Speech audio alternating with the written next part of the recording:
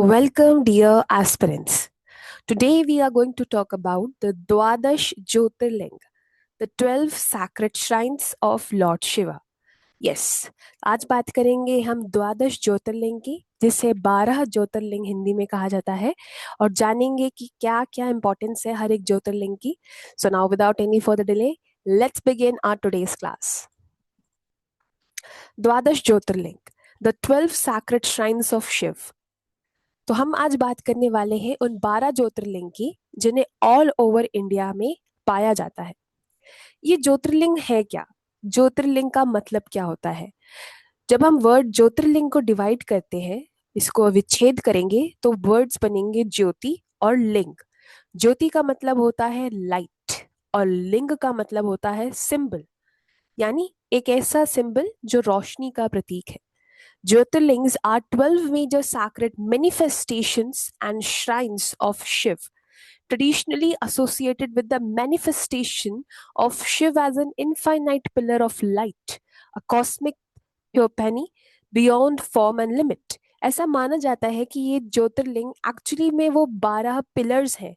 वो पिलर्स हैं जिसकी वजह से आप लाइट आपको मिलेगी और आपकी लाइफ बेटर होगी. ये एक तरीके की मैनिफेस्टेशन है. अब इन 12 ज्योतिर्लिंग का जो नाम है उसे याद करने के लिए संस्कृत का एक श्लोक है. सौराष्ट्र सोमनाथम च श्री शैले मल्लिकार्जुनम उज्जैनाम महाकाल मोंकार ममलेश्वरम. यानी कि इसमें सारे जो ज्योतिर्लिंग है उनका नाम दे रखा है. Sacred geography distributed across the Indian subcontinent from Gujarat in the west to Tamil Nadu in the south, Uttarakhand in the north to Jharkhand in the east. ये जो ज्योतिर्लिंग है ये पूरे भारत देश में फैला हुआ है. साउथ, नॉर्थ, ईस्ट, वेस्ट, हर तरफ कोई ना कोई ज्योतिर्लिंग आपको मिलेगा. ये एक पिलग्रिमेज साइट भी है. सारे 12 ज्योतिर्लिंग को जाना, घूमना कहा जाता है हाईएस्ट एक्ट ऑफ शिव का डिवोशन है. जितने भी शिव के भक्त हैं उन सबके लिए ये 12 ज्योतिर्धाम जाना सौभाग्य की बात होती है, और वो चाहते हैं कि वो अपने इस जीवन में वो 12 ज्योतिर्लिंग को कवर कर सके. इसकी अपनी कल्चरल सिग्निफिकेंस भी है.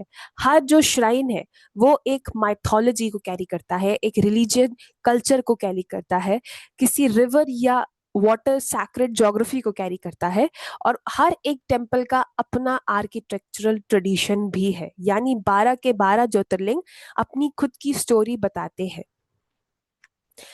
बात करते हैं सबसे पहले ज्योतिर्लिंग की, जिसका नाम है सोमनाथ. ये गुजरात में है और इसकी लोकेशन है प्रभास पाटन. इसका अरेबियन सी इसके पास की वाटर बॉडी है. इसे कहा जाता है one of the most celebrated Shaiva pilgrimage site of India.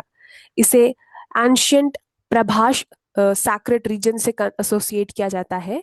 ये टेम्पल बहुत बार बन चुका है और टूट चुका है. कई बार इस पे अटैक्स हुए हैं सोमनाथ में और दोबारा कंस्ट्रक्ट किया गया है. आज जो टेम्पल वहां पे है वो मॉडर्न रिकंस्ट्रक्शन का एक प्रतीक है. यानी जो सबसे पहला सोमनाथ होगा वो टूट जाने के बाद दोबारा बनाया गया है, और आज जो सोमनाथ टेम्पल है वो एक मॉडर्न आर्किटेक्चर के ऊपर बना हुआ है. और कहा जाता है कि जो सोमनाथ है उसे कनेक्ट किया जाता है with Chandra, who is said to have worshipped shift here to regain his radiance. ऐसा कहा जाता है कि जो चंद्र देव है, ये जो मून है, उन्होंने इसी मंदिर में आके शिव की पूजा की करके अपने चमक को दोबारा पाया था. ठीक है, ये एक सी फेसिंग आर्किटेक्चर है और सोमनाथ इज इन गुजरात. दूसरा ज्योतिर्लिंग की बात करते हैं, मल्लिकार्जुन. Mallikarjun is in Andhra Pradesh. श्री शैलम जगह का नाम है और कृष्ण नदी यहाँ पे बहती है. ये एक पिलग्रिम साइट है. श्री शैलम का एक बहुत बड़ा इतिहास है of religion and temple tradition, और ये भी डेक्कन रीजन में शैव डिवोशन का प्रतीक है. कहा जाता है कि पार्वती जी और शिव जी के जो पुत्र हैं कार्तिकेय, वो जो है उनसे यहाँ का ट्रेडिशनल लेजेंड्स सुनाई देते हैं कि यहाँ पे कार्तिकेय की स्टोरी बहुत फेमस है. मल्लिकार्जुन में साउथ इंडियन टेम्पल है, इसलिए द्रविड़ स्टाइल में बनाया गया है, और यहाँ पे जो आप आर्किटेक्चर देखेंगे वो बहुत डिफरेंट होगा देन योर सोमनाथ मंदिर. बात करते हैं तीसरे ज्योतिर्लिंग की, जो कि है Mahakaleshwar, which is in Madhya Pradesh. Ujjain Avantika पहले कहा जाता था, और शिप्रा नदी के पास है ये। उज्जैन और अवंतिका एक एंशियंट कल्चरल और सैक्रेड सेंटर रहा है। यहाँ पे शैव ट्रेडिशन का बहुत ज्यादा पॉपुलैरिटी रही है। उज्जैन जो है वो एक सिग्निफिकेंस है for Indian astronomy also. I hope आपने वो क्लास देखी हो। हमने बात किया था उज्जैन की सिग्निफिकेंस इन एस्ट्रोनॉमी में। और कहा जाता है कि महाकाल और शिव का manifestation to protect devotees and defeat destructive forces threatening the sacred city. ऐसा बोला जाता है कि जब आप महाकाल जाएंगे तो आपकी मृत्यु जो अकाल मृत्यु होती है वो टल जाती है। तो ऐसे नैरेटिव्स मिलते हैं महाकालेश्वर में। तो आपको ये पता होना चाहिए कि महाकाल क्या है। Mahakaleshwar is regarding traditionally regarded as a Dakshinamurti facing, यानी साउथ फेसिंग ज्योतिर्लिंग है ये। A unique distinction among the 12। कभी कहा नहीं जाता कि मंदिर को साउथ फेसिंग होना चाहिए, लेकिन महाकालेश्वर जो मंदिर है वो साउथ फेसिंग है। और जो चौथा हम ज्योतिर्लिंग की बात कर रहे हैं वो भी मध्य प्रदेश में है, जिसका नाम है ओमकारेश्वर। ये मधांत आइलैंड और नर्मदा नदी के पास है। अगर कभी आप जाएं वहां मध्य प्रदेश तो दोनों ज्योतिर्लिंग जरूर दर्शन करके आए। और कहा जाता है कि ये जो श्राइन है ये मधात आइलैंड पे सिचुएटेड है। और ये लिंक किया जाता है ओम शिव जो है हमारा ओम ट्रेडिशनल ओम, उसमें सैक्रेड सेलेबल जो है वो इस लैंडस्केप पे अपने आप गड़े हुए दिखते हैं। River island sacred landscape with north Indian temple elements. यहाँ आपको नॉर्थ इंडियन टेम्पल की तरह आर्किटेक्चर मिलेगा। Narmada is itself a sacred river of great importance in शैव ट्रेडिशन। नर्मदा नदी खुद एक बहुत कल्चरली इंपॉर्टेंट नदी मानी जाती है। Tradition accounts connect the manifestation of Omkareshwar with devotion, penance, and the sacred power of Shiva, responding to the prayers of the sages. ये आप देखेंगे कि ये दोनों जो ज्योतिर्लिंग है वो आपको मध्य प्रदेश में ही मिलेंगे। Both in Madhya Pradesh. तो ये एक बहुत इंटरेस्टिंग पॉइंट होता है यूजीसी के लिए कि वो आपसे पूछ ले। रिवर डिस्टिंक्शन देखिए, महाकालेश्वर शिप्रा के पास है और ओमकारेश्वर नर्मदा के पास है। उज्जैन का डुअल सिग्निफिकेंस, पहला वो एक मेजर शिव सैक्रेड सेंटर है और दूसरा वो इंडिया की most important ancient centre of astronomical and calendrical knowledge है। बात करते हैं पांचवें ज्योतिर्लिंग की, जो कि है केदारनाथ, जो कि उत्तराखंड में मिलता है। इसमें मंदाकिनी नदी इसके पास बहती है और ये कुछ 3580 के एलिवेशन हिमालयस पे है। आप देखेंगे कि एंशियंट हिमालयन पिलग्रिमेज है। आज भी केदारनाथ के जब पट खुलते हैं तो कई श्रद्धालु लोग जाते हैं। ये वन ऑफ द चार धाम भी है, इसलिए इसका डुअल सैक्रेड स्टेटस है। एक तो ये ज्योतिर्लिंग है और दूसरा ये चार धाम में से भी एक है। कहा जाता है कि यहाँ पांडव शिव का लेजेंड है, यानी Pandava sought Shiv after the Kurukshetra war. Shiv took the form of a bull and disappeared into the earth. The hump is worshipped as Kedarnath. The other manifestations are traditionally concerned with the Panch Kedar circuit. तो ऐसा कहा जाता है कि पांडव और शिव यहाँ मिले थे आफ्टर कुरुक्षेत्र के वॉर, और फिर शिव ने एक बुल का रूप लिया और उसके बाद वो डिसअपियर हो गए अर्थ में। तो जो आप बुल का हम्प देखते हैं उसे वर्शिप किया जाता है केदारनाथ में। तो आप यहाँ देखेंगे कि ये एक हिमालयन टेम्पल है। इसका आर्किटेक्चर क्या होगा, फॉर एक्सट्रीम ऑल्टीट्यूड कंडीशंस इसका आर्किटेक्चर बनाया गया है। फिर बात करते हैं छठे ज्योतिर्लिंग की, जो कि है भीमशंकर, महाराष्ट्र में है, भीम नदी के पास। ये एक पिलग्रिम साइट है और सेंटर पे है वेस्टर्न घाट्स रीजन में। Important example of interaction of sacred geography and natural landscape. Western Ghats भी है और वाटर भी है। वन ऑफ द महाराष्ट्र 3 ज्योतिर्लिंग, महाराष्ट्र में 3 ज्योतिर्लिंग में से एक है ये। ठीक है। Traditional legend concerns Bhimasura whose destructive power was ended through the manifestation of Shiv as Bhimashankar, Shiv as cosmic protector. तो यहाँ पे भीमसुर का एक लेजेंड है कि उनको मारा था शिव जी ने एज भीम शंकरा का रूप लेके, इसीलिए यहाँ पे उनका ज्योतिर्लिंग है। और आप देखते हैं कि ये वन ऑफ द 3 ज्योतिर्लिंग्स है ऑफ महाराष्ट्र। बात करते हैं 7th ज्योतिर्लिंग की, जो कि है काशी विश्वनाथ, उत्तर प्रदेश में है ये। बनारस और काशी इसकी लोकेशन है, गंगा के पास है ये। ये भी एक शैव ट्रेडिशन का बहुत फेमस पिलग्रिम साइट है। यहाँ काशी एक बहुत ही पुरानी सिटी है, इसीलिए यहाँ पे संस्कृत और फिलॉसफी जैसे ट्रेडिशंस भी दिखेंगे आपको।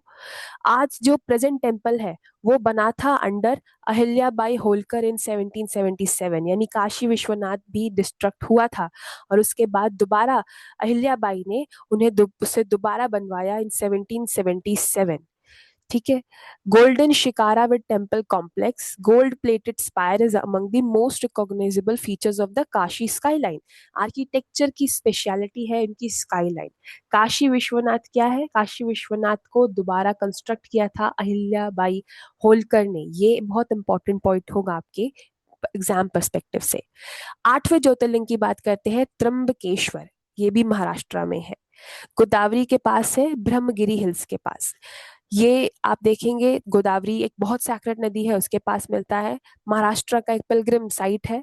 गौतम ऋषि ने यहाँ पे ही शिव के लिए तपस्या की थी, जिसके वजह से गंगा जो थी एज गोदावरी यहाँ पे आ गई और बहने लगी।